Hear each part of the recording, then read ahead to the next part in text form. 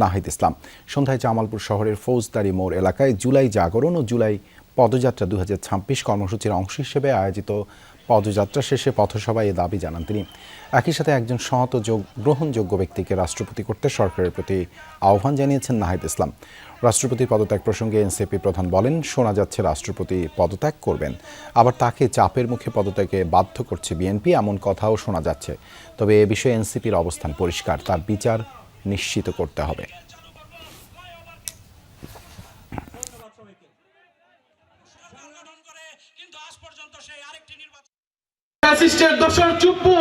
পদত্যাগ করলে হবে না, পদত্যাগের পরে তাকে গ্রেফতার করতে হবে, কারণ গণহত্যায় তার সমর্থন রয়েছে, দুর্নীতিতে তার স্পষ্ট প্রমাণ রয়েছে যে দুর্নীতিবাদ।